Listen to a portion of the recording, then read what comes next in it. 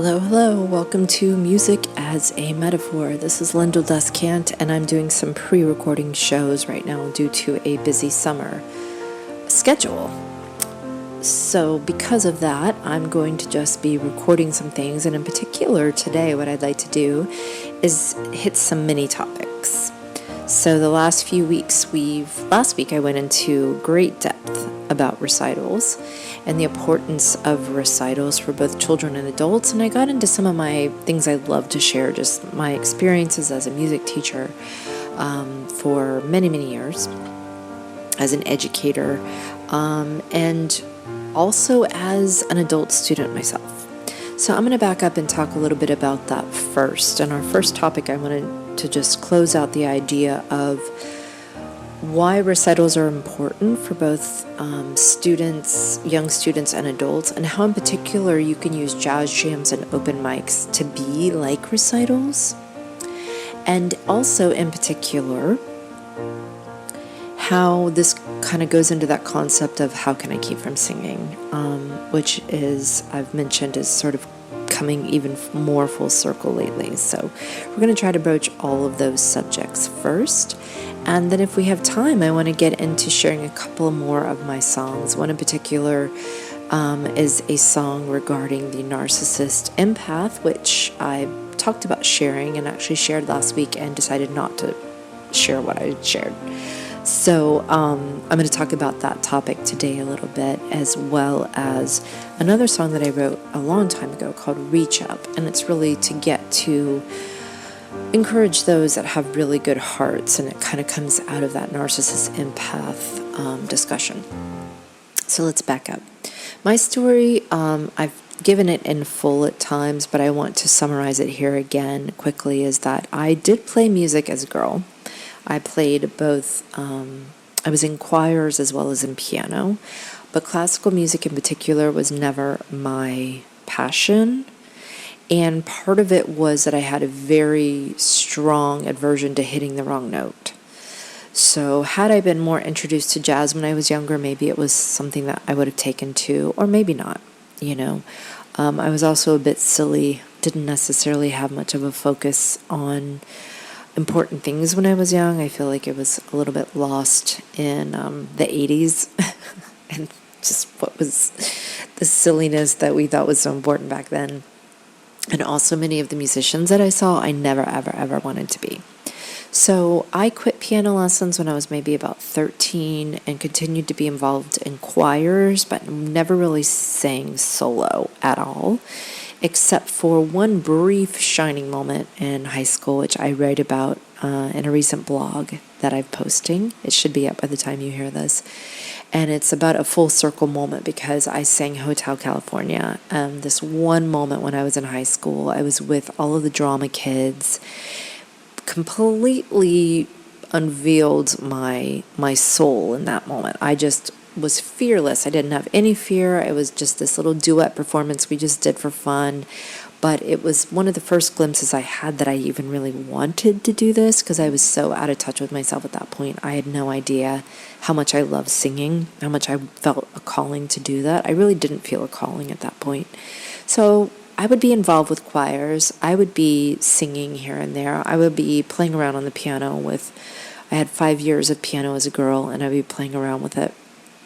But it wasn't until I was in college and I was around musicians a lot. The music scene was incredible at the time between College Station and Austin, and I would hear just incredible music, and I had friends that were in bands, and I realized that I wanted to do it, but I was so afraid of attention. I was so shy and so shut down, and my self-esteem was super low. So really, the only way I could do it, and I write about this in my blog, was to come to a place where I wanted it to be just between me and my creator. I wanted it to be at night and on the weekends, a way to kind of help keep me sane in a way, because I was out in the world with a 9-to-5 and just felt very lost, very confused. A lot of things were coming to fruition in the real world. I got slapped pretty hard with the real world, having come from a bit of a sheltered upbringing. So music at night on the weekends was my way of really starting this journey with God that I knew was important. I was wise enough to know that, I can say, even though there was many other decisions I was making that are hard to live with. My decision to do music, to pursue music as a source of worship for my Creator, was absolutely a wonderful decision, one that I would never ever regret. And that is the idea of how can I keep from singing comes from that place. Because as lost as I was with many of the decisions I was making about trying to live in the world, in reality, there was something in me that knew, and a lot of it was because I hit such a low point in college at the Ramada Inn. Once again, I write about that in my blog, a story about coming full circle at this Ramada Inn in College Station, where I just hit rock bottom. Like many of the people around me were hitting their stride, right? They're getting ready to get out in life. They're having these careers, and I just was having a very hard time, both personally and because of things that circumstantially happened in my life at that time. So because I hit rock bottom, it became clear that the only thing that was important to me was trying to figure out this relationship with my Creator, that it couldn't be about the people around me. And I'd been pretty betrayed and hurt at a pretty young age, pretty devastated. So music to me was about this relationship that I had faith in, that God does love us, that if you can get right with the Lord, that is your only chance in this world. Because if you are seeking for things in this world to make things right, if you're looking at the people around you to make it right, to love you enough, to encourage you enough, it just won't ever happen. The only place that you can get that can fill this missingness in your soul is to go to God. And so how can I keep from singing is that when you have that realization, how can you keep from singing? How can you not want to sing of this glorious, redemptive, amazing grace that is yours if you can open up to it, if you can invite it in, if you can say, sometimes, unfortunately, for many of us, we have to reach that rock bottom to say, you know what, I'm done with my agendas. I want yours. I want to align myself with your will. I want to find out what you want for me in this life. So that was the beginning of that. How can I keep from singing? And here it is many, many, many years later, like somewhere between 25 and 30 years later, that I'm still in that place. How can I keep from singing continues to grow. And I still am very much in need of grace. I'm still very much working on wisdom, in search of wisdom. But that has been my rock and my salvation, is my ability to go to God at night, on the weekends.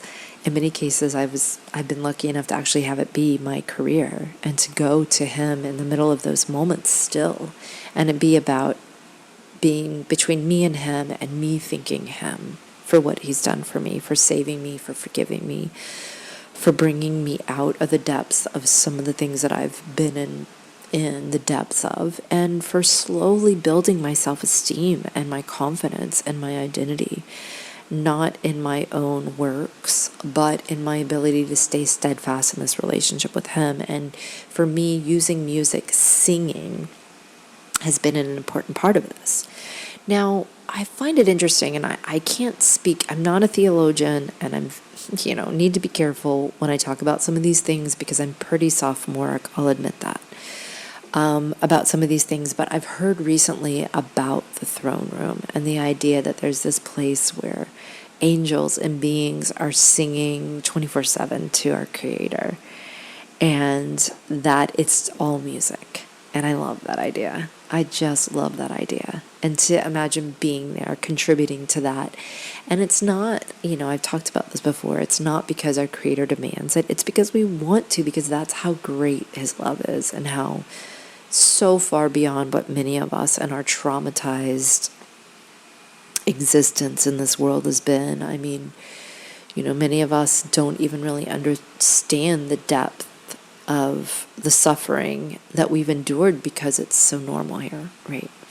So when you sing, music it offers this glimpse, and life offers these glimpses, right? We go through our days, and many times it's about discipline. This is where music as a metaphor comes in. It's the discipline to show up and do music, right? Show up and practice day in and day out. And many, many days are these drudgery days.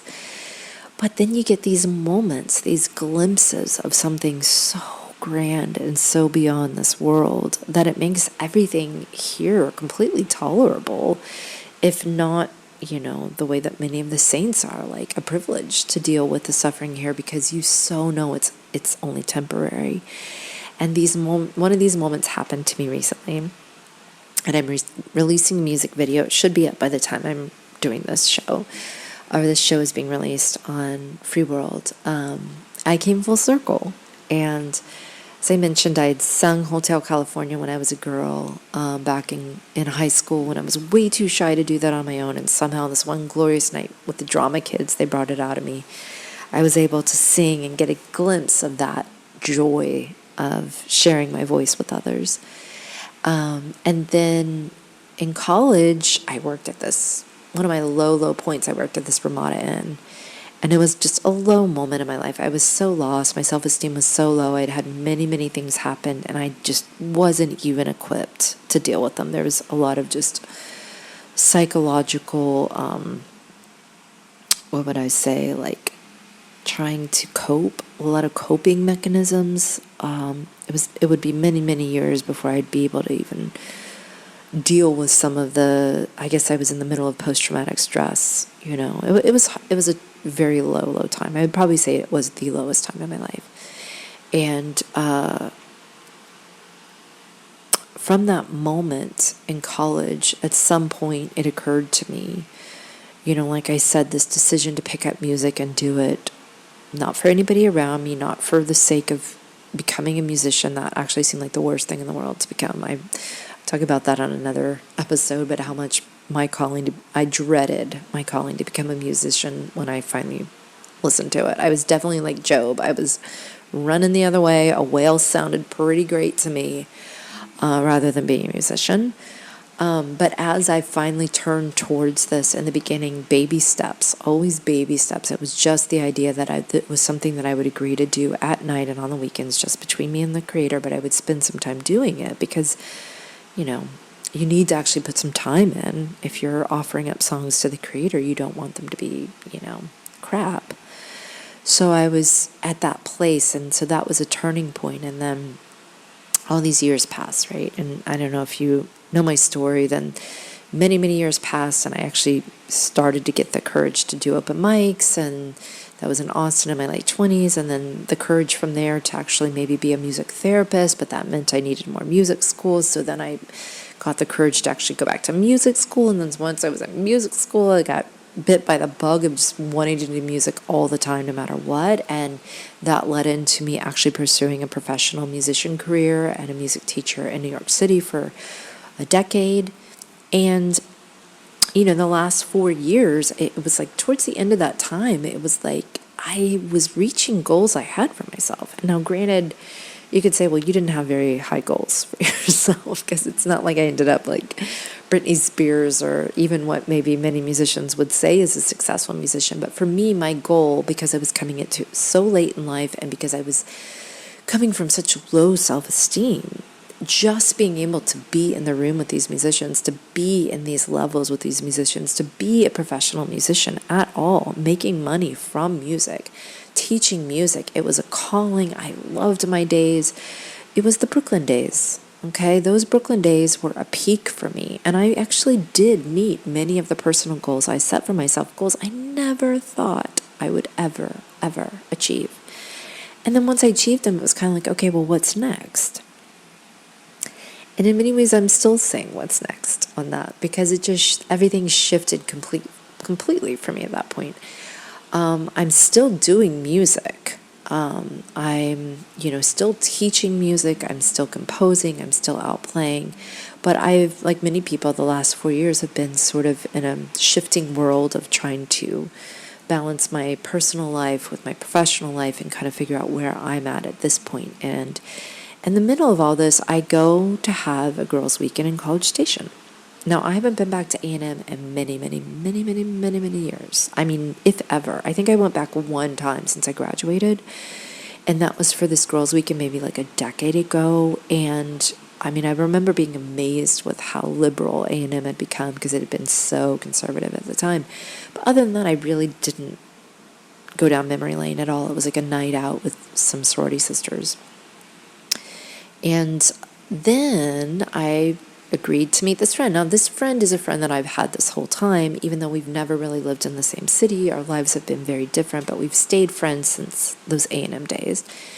And in many ways, especially in the last few years, I've come to really appreciate her influence in my life, even though at times I didn't appreciate it, right? Like, she would be coming from a certain perspective I couldn't really understand, but we've always been very respectful to each other, even when we're not on the exact same page, and always gave each other a lot of space when we needed it. And in this season, we've been able to come back together, and I've been able to realize, like, wow, she was actually right about a lot of things. It just, I wasn't there. And I also recognized that she was praying a lot for me during these time periods, which I really appreciated. But we really haven't been involved in each other's daily lives, for a very long time. And it's oftentimes hard for us to meet since we don't live in the same place. So we decided to meet back at A&M. And the weekend was booked up. So I got like the one hotel that I could really get that was like kind of affordable and looked fine. And we show up there, and guess what? It's that darn Ramada Inn. And I couldn't believe it because I almost had even forgotten that I worked at this Ramada Inn. The minute that I remembered like what a low point this was for me. And all these memories came flooding back to me of where I was at that time period. And thankfully, it's been so long, over 25 years, and I'm definitely a different person. So it wasn't like a depressed pulling me back in, but more like a marvel, like, wow. Okay, so we go out, we have a great time, and when we come back to this hotel, there's a live music in the lobby, which is fantastic. And my friend, who's never really, she's known, she was friends with me when I decided to pick up my instrument, and like she's with me like 7 years later when I decide to go back and study it, and then she comes and visits me at these various places I'm studying music or doing music, but she's never really heard me perform, and she wanted to hear me perform. And I was like, sure, that's fine. But when we go to ask the two guys that were playing, and they were pretty good musicians, I should look up what they were because I'm on their Instagram, and give them props. They were hesitant, okay? And I don't blame them. Okay, here we were. We were having a good time. We were reliving our college days a bit.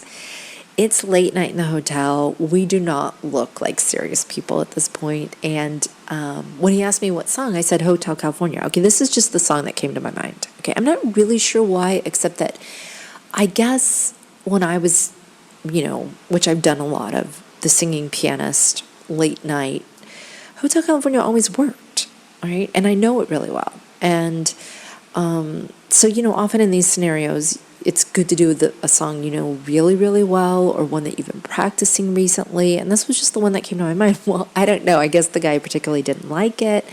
I don't know what it was, because it seemed like in particular when I said that, he was like, okay, no, she's not a serious person. And they were kind of like giving me the runaround, like, yeah, maybe. And at this point, there wasn't a lot of people there, but there were some people there.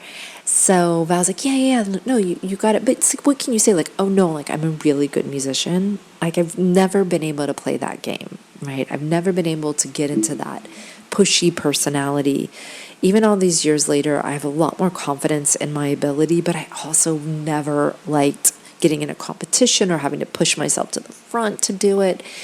I mean, I've much more preferred when it feels like it's the perfect opportunity, that it just kind of lines up. So I'm just kind of like, the old Ramada Lyndol is kind of coming back a little bit. Okay, I'm kind of like sinking in a little bit. I'm kind of like feeling kind of shy. I'm kind of like don't have that push to push up there and do it. And like in my mind, I knew they would be happy with it, and it would probably even help their show to have me come up there and sing with them. Probably would have brought the room together, because people do love Hotel California. I've since learned that it's the #1 rock and roll song, even though it's like a lot of different charts. On all of them, Hotel California is there. So, but I just couldn't do it. It's like that part of my personality was still there. Well, this is what was so sweet. Because back in those days in College Station, when I was like holding back all the time, I was always wanting and fantasizing that somebody around me would push me out of my shell, right? Like they would just give me the opportunity. They would just line it up for me. Maybe it was laziness. Maybe it was fear. Maybe it's what happens to a lot of us. Like we're fantasizing about an opportunity, but we're not willing to actually meet that reality with actionable steps. But I kind of fell back into that place. Like it was kind of like, oh, well, here, like my fantasy finally got fulfilled. Okay, my friend was like unrelenting, and I really could have cared less about performing, to be honest with you. I mean, I perform enough to where it's, not like, oh, I'm hungry to get up there. Or sometimes I can feel that way, but I wasn't feeling that way that night. But my friend wanted me up there. So she starts tipping the band, and then in between every song, she's yelling Hotel California. And I mean, they are not calling me up there. They called the bartender up there. She got to sing a song there, and finally we wait them out, right? And there's nobody left in the lobby, and they finally call me up. And I get up there. And they weren't ready for it, because the Lyndol that did get up there, having been promoted by my friend, had absolutely done the work, absolutely had no ability to hold back in that scenario. And so I sang my heart out, Hotel California, and it did feel like so lined up spiritually. It felt like one of these moments where I didn't orchestrate it, but all the pieces came together. And here I was in this old Ramada, one of the sites of my lowest moments in life. And I was singing Hotel California to this, what felt like a haunted hotel, to be honest with you. Like, even though it had been renovated in some ways, there was this old feeling that was still there, and it felt a bit haunted for me at least. So I'm singing Hotel California to this hotel, and it was just a full circle moment. I mean, there was not an inch of me that felt any ability to hold back at all. Why would there be? I mean, there was nobody even in the lobby at all. But it didn't matter, because here I was, still just me and my creator, having my friend there. She was so thrilled to get to hear me sing and get to see me in that way, when she had seen me for so much of my life, like unable to get out of my own way, unable to just let go of my inhibitions and my fears, always holding back, always trying to control. And she got to see me in that complete abandon. And for her, it was such a moment to recognize that all these years that I have been able to get restored, right? It's a second chance. It's never too late for any of us, no matter how shut down, no matter how much we can't get out of our own way, no matter how much there's a saboteur, that's constantly stealing from us. It's like it can't go on forever. And now, granted, maybe my story's not that heartening because it was like 25 years later. But it happens. It happens. And it's meaningful to me. It's my journey. It's my personal spiritual journey, which is still the most important thing to me. Whether I've got it all correct at this point, I'm not going to say that I do. I'm still very much working on my sin patterns and my programming and trying to, align my mind with the mind of God and my heart with the heart of God, and to become a more loving person every day. But this was one of those moments where God was saying, you're on the right path, okay?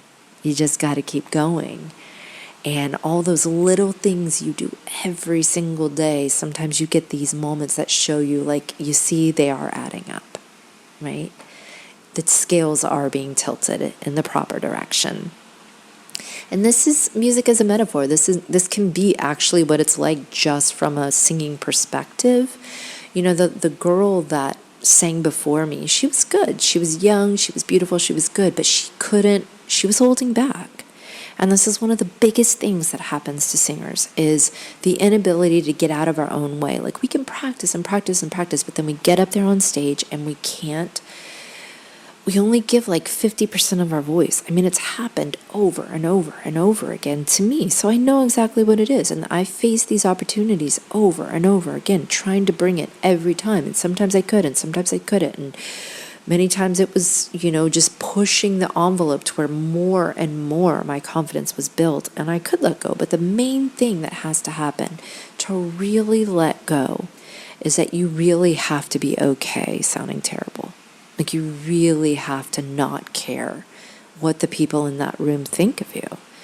I was able to do it for many years with my creator, just me and my creator in my room, and I could sing my heart out. But it was much harder and a much longer journey to be able to not care about the people around me. And granted, I'm maybe a special case. I'm a bit of a codependent person, and I'm very, very aware of people around me, and it's been a very long journey. As I've talked about recently on, with one of my songs, like a boomerang, coming to a place where you don't, try to control and calculate the people around you. Even if you think you're coming from a loving place, that's not actually the way to do it, right? At the end of the day, we can only be responsible for ourselves and our relationship with our Creator. And when we work on that, the things around us will get healed and restored, even if it's not on our timetable, right? It will happen. That's what I'm here to reassure you today. And if you find that you're a singer that is unable to really let go, that you do feel like you're holding back, just don't give up. Just keep showing up. Just keep doing the dates. Just keep doing the work. And there will come a day, and maybe it's when you're as old as I am, maybe it's much younger, right? Or maybe it's when you're even older than that. It doesn't matter. I wrote a song, one of my first songs ever was, it doesn't matter when it happens as long as it happens.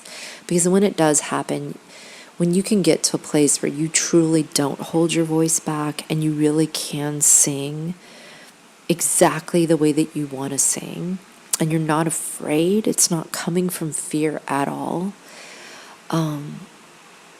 it's a worthy pursuit, right? It's truly, how can I keep from singing? It's truly coming from that place of worship about your Creator. You're getting out of your own way. And what I believe is that you're actually doing a lot for the collective at that point.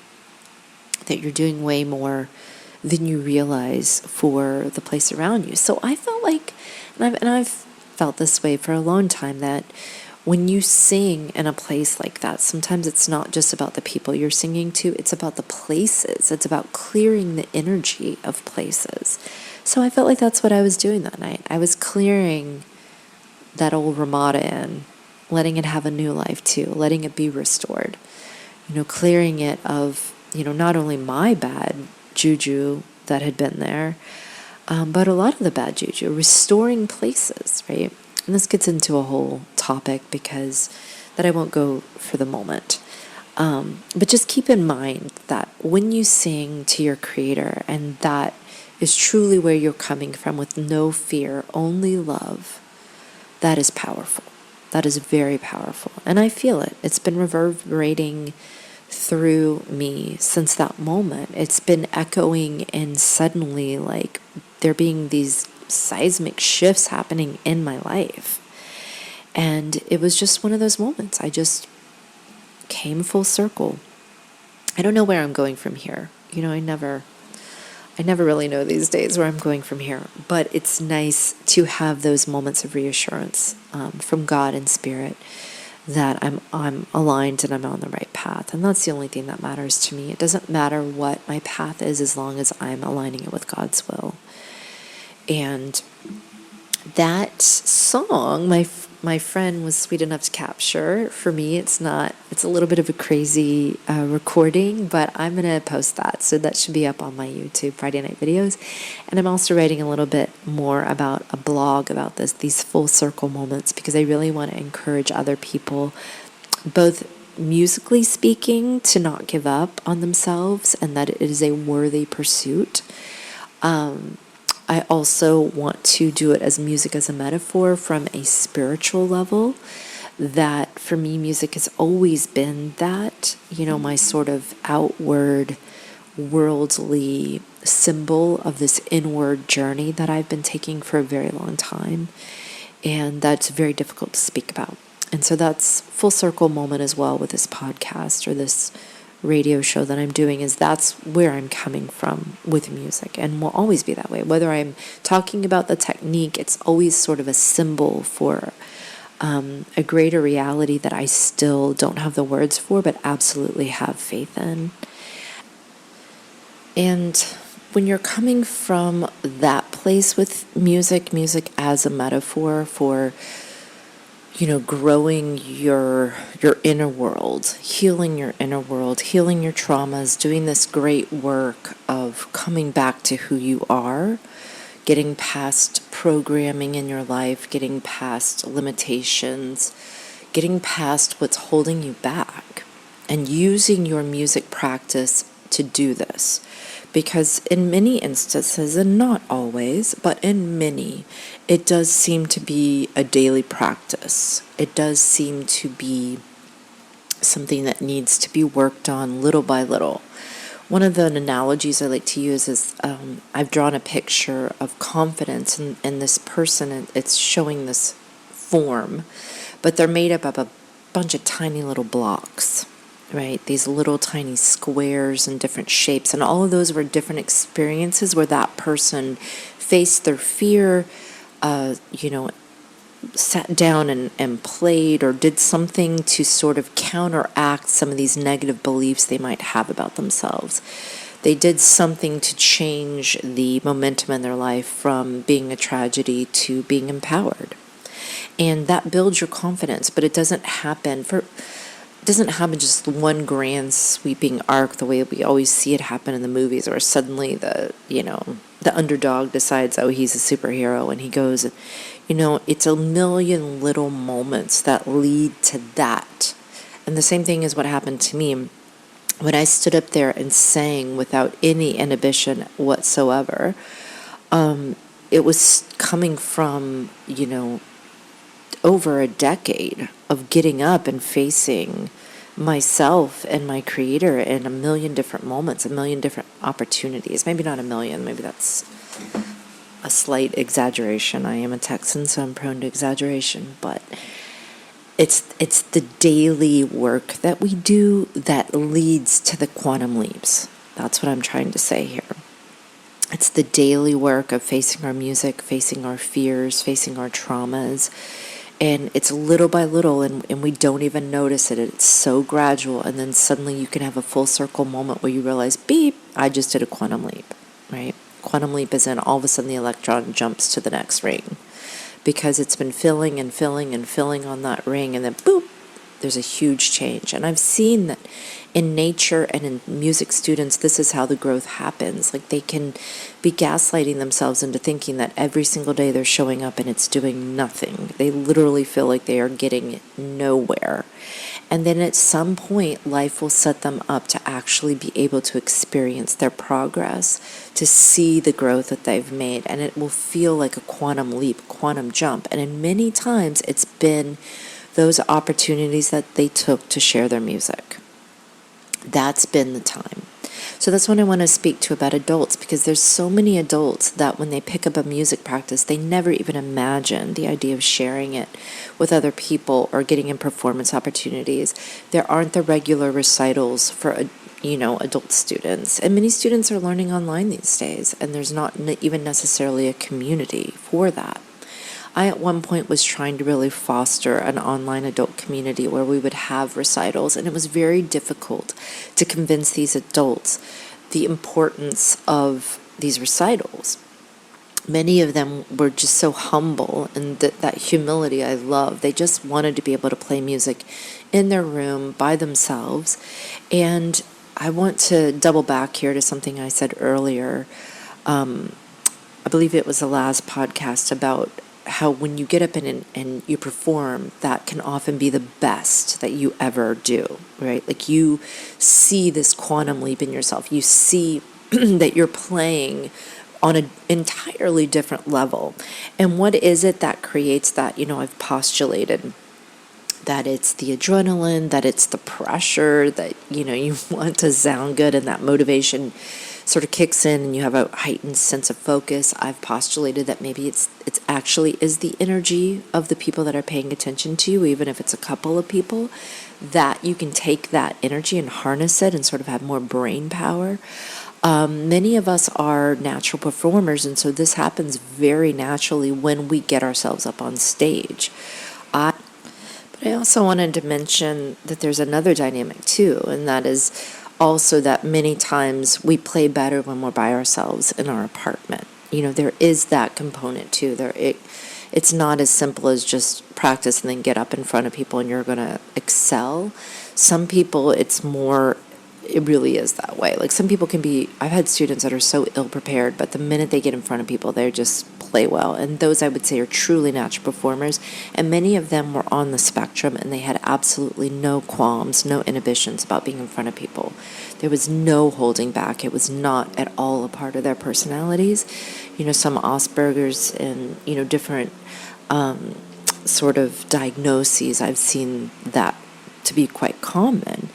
But there is another side to it where if you're not adequately prepared, if you don't really have the technique down, or if you let yourself get too self-conscious, it can go the other way and you could actually play way worse and more mistakes happen. And so there is that side to it too. I wanted to be honest about that. And I think that's one of the reasons many adults shy away from that experience, because even if they're taking music lessons, in front of your teacher, you get there and you play it like a third worse than how you've been practicing, right? You might be practicing, sounding pretty decent. You get in front of your teacher, now it's like a third worse, right? It just regresses. And that's a very, very common thing that happens, especially with music teachers, because it's different from performing. That music teacher is listening for mistakes and is really scrutinizing what you're playing. And I don't know if that's it. I don't know if it's like knowing you're being judged. But it also is helpful when you realize that that's the way it is, and that most music teachers recognize that. They recognize that when you're by yourself in your room, you're able to play it at a better level, largely because you're not being distracted, right? You're completely in your element, you're completely comfortable, and there's no part of your brain that's siphoning off thinking, oh, what are they thinking? Or, how does it sound? Or, oh, I hope I don't mess up. All those things come to the surface more when you're playing in front of people, and when you're by yourself, that's just not the case. Okay, pardon me, I just realized that the fan was picking up here and we're in the middle of a heat wave, but I'll sort of, sweat it out here for a little bit, take that fan away. So there is that side to it too, and when you know that in music lessons, it can be helpful because typically over and over again, what does fall apart, that third that gets worse, is the third that needs to be worked on. So we can use that in music lessons, or you can use that for yourself. And this is part of what's great about getting up and performing. That when you get up and perform, if something does fall apart, it's typically the area that needs more work. And this can help you to learn and get more intimate if you can come from a non-judgmental, non-berating place, like, oh, I messed up terribly, it was awful. It's like, no, it's just data. Okay, well, that section's not quite ready. That needs some more work. I'll go and dig in on that, and you have the motivation to do it at that point. Same thing with music lessons. You go to music lessons and you thought you had this part down, but you don't. Well, typically it's the bridge on many songs, because you're only playing that, 1/3 of the amount of time if it's an AABA form, right? You're playing the other parts. It's the part that is being It can come down to such simple things as like, what are you not repeating as much? What sections of the song have you repeated more? Or, this is something that I was taught by one of my professors in Paris that was so smart, is like troubleshooting your own playing. Why am I having difficulty on this area? And then once you figure out what that is, you can solve the issue yourself. This is oftentimes what music teachers are doing for us. Like, oh, you're having a hard time because your fingering isn't quite right on that area. You need to work on your fingers on this point, and let's go en boucle. Let's repeat it a bunch of times in a row, right? You can learn how to learn from a music teacher and then take that on yourself. And that's one of the things that one of my instructors that I just adored, maybe I'll talk about him sometime on a future podcast, that he absolutely drilled into me was problem solving your own playing, right? So let me talk about adults getting up in front of people. There's opportunities to do this. There's open mics. There's jazz jams. There's getting together with friends and jamming, right? There's a lot of different ways to get yourself in community with your music and out of isolation. And I thoroughly, thoroughly recommend it. Now, many people, they're so humble, like I was saying, that they're like, oh no, this is just for me. Like, I'm nobody special. Why would I get out and share my music? And it doesn't have to be from that place, okay?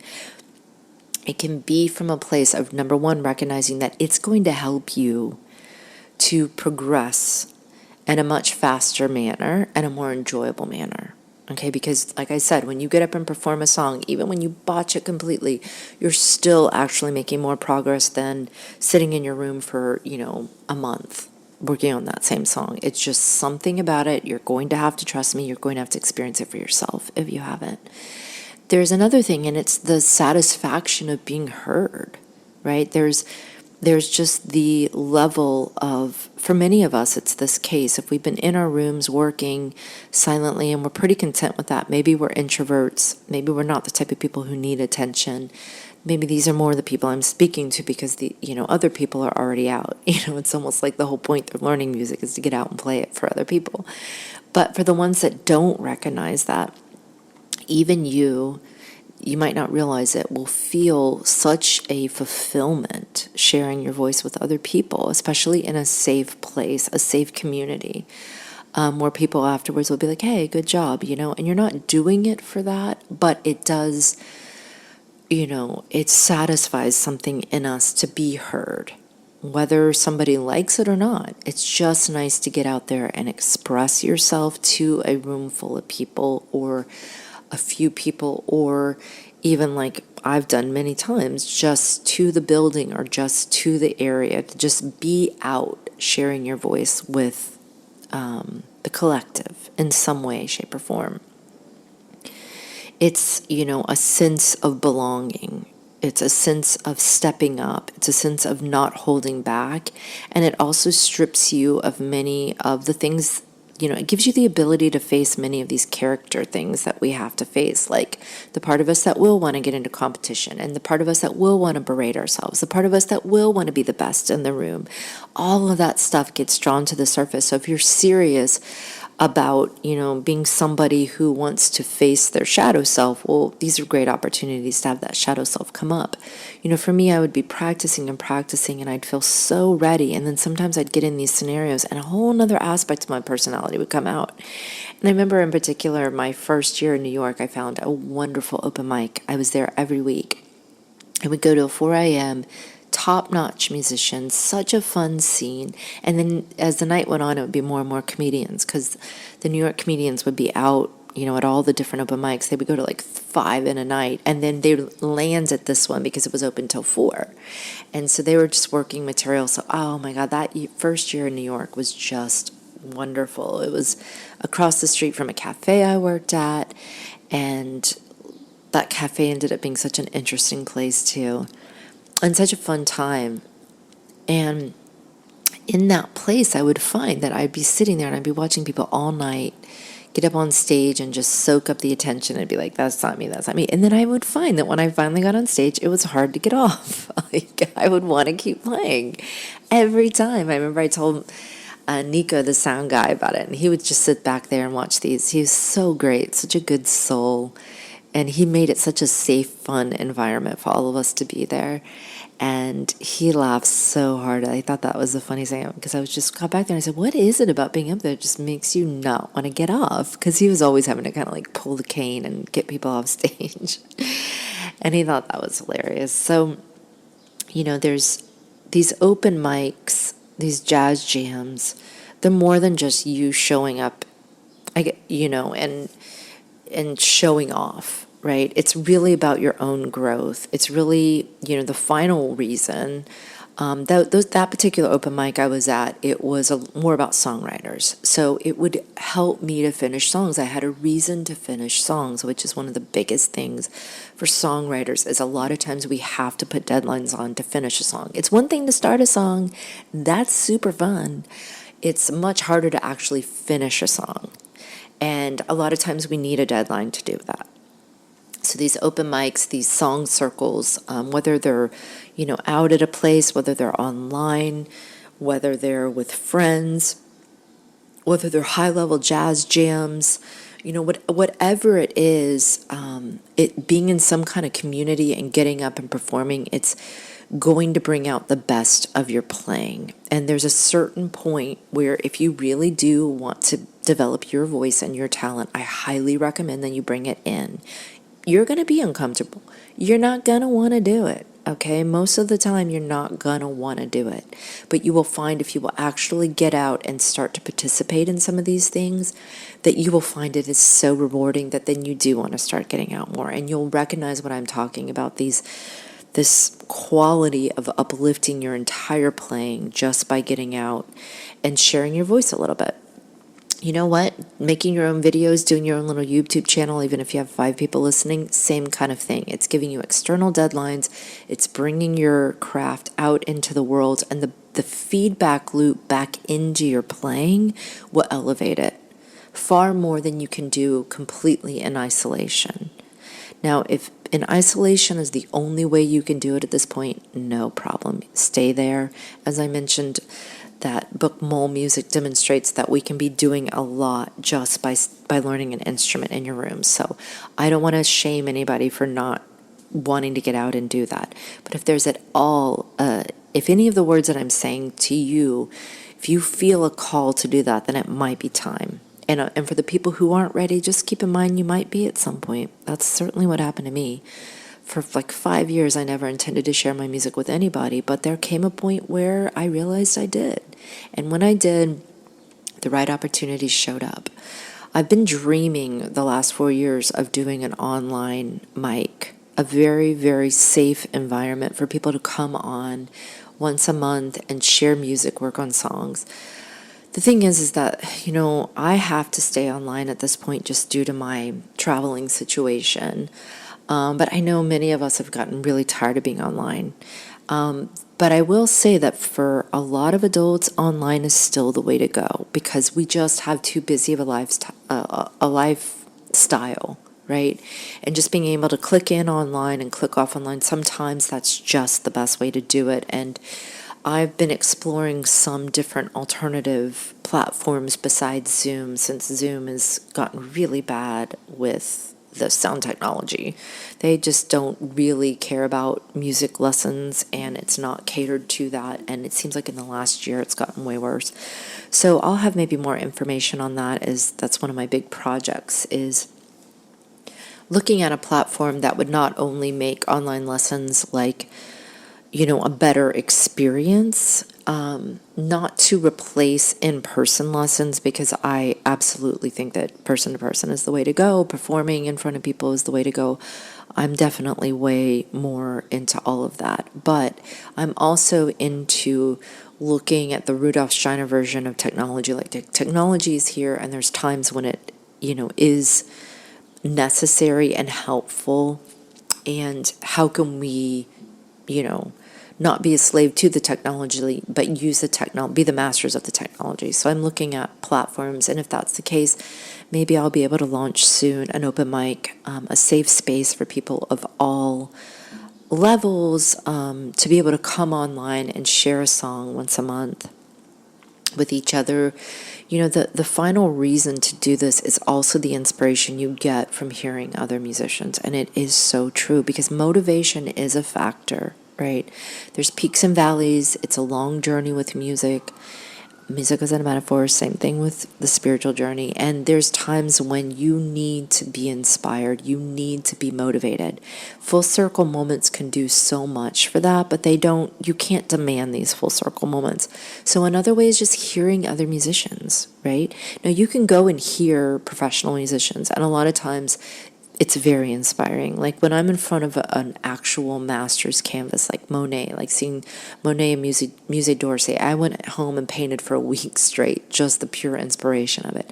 I've done the same thing as well when I've gone and heard like Brad Melder or Jackie Terrasson, or I've heard these greats. But there's other times when it can also be discouraging. So, sometimes we hear these masters play and it's like, oh, I will never sound like that. So might as well give up.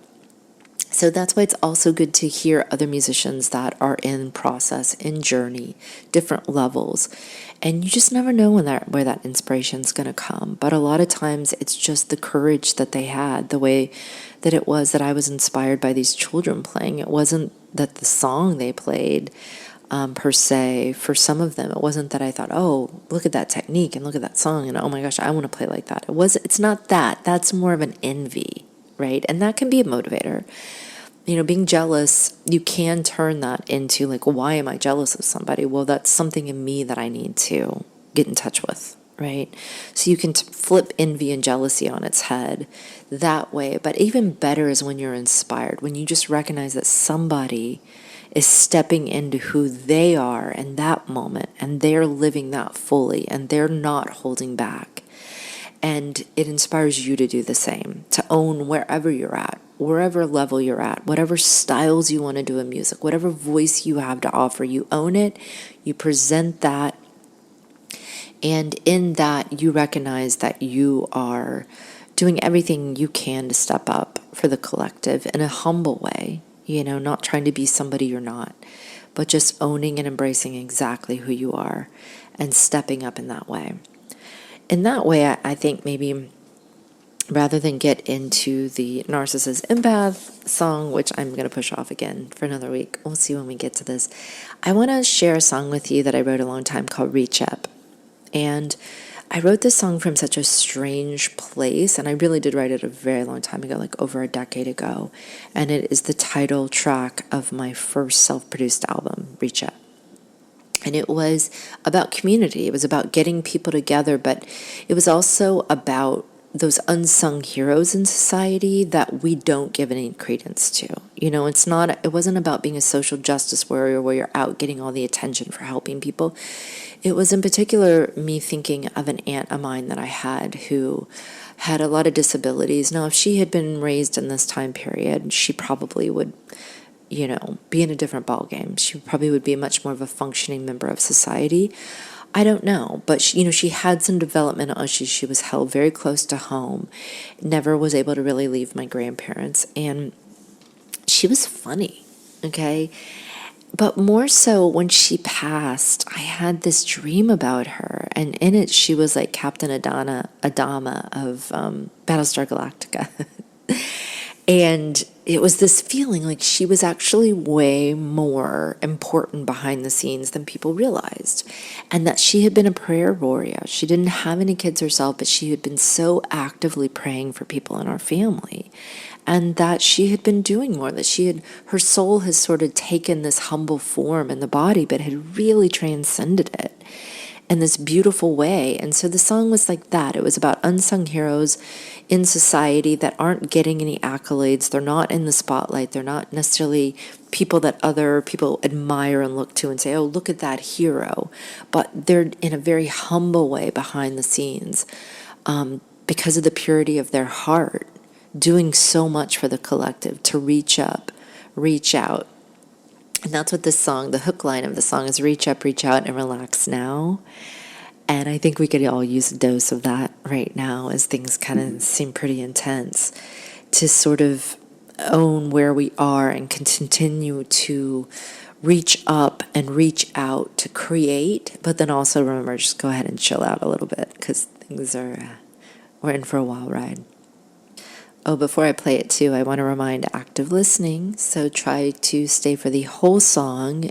When your mind wanders or you find yourself itching to get to do something else, bring yourself back to the music.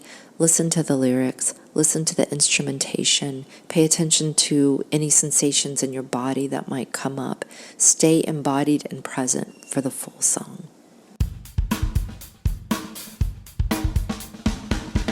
I don't really have star qualities like confidence and social ease. I'm awkward and quirky, and to some I guess I seem absurd, but I've always tried to be true to love.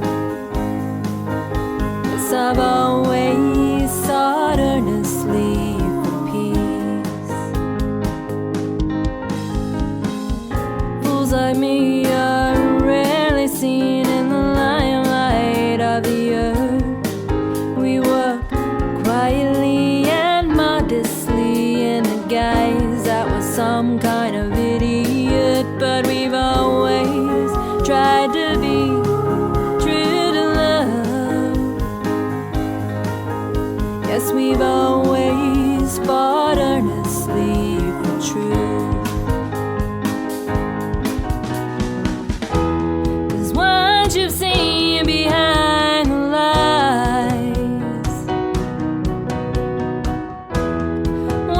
what you've seen behind the guise. Well, there's no turning back. No, there's no turning back.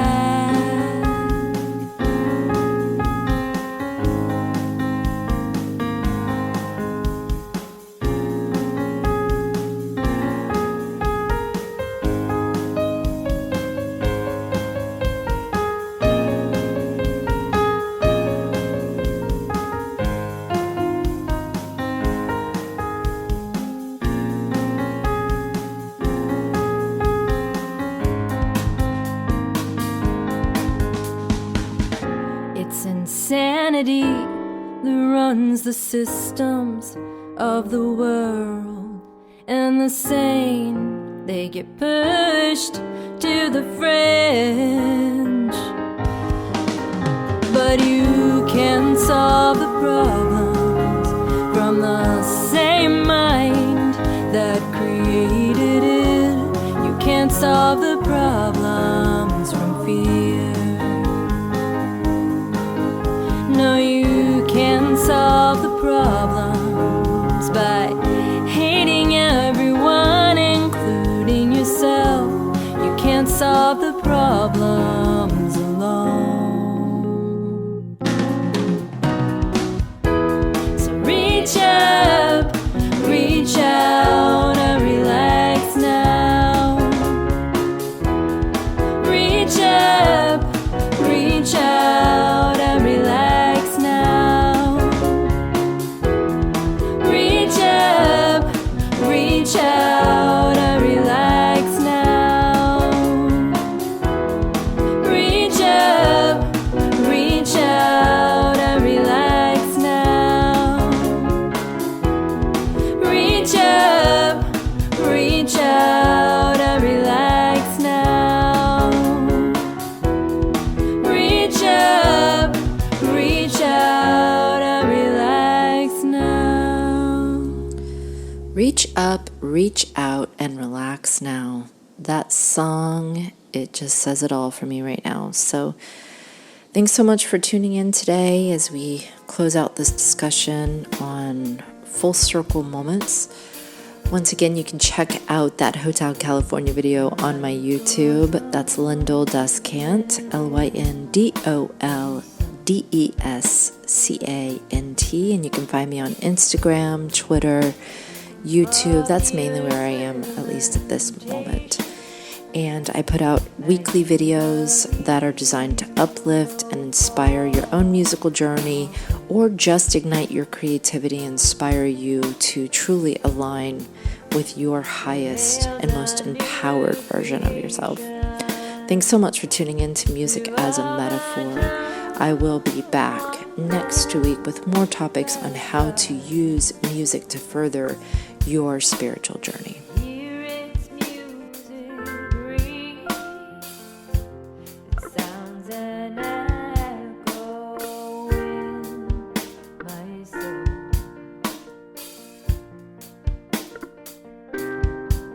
How can I keep from singing?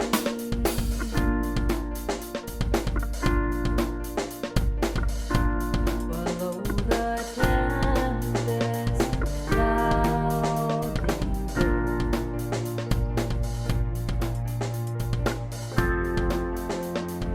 Hear the truth in it,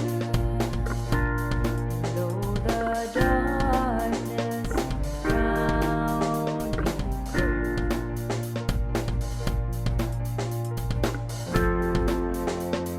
Songs in the night, it gives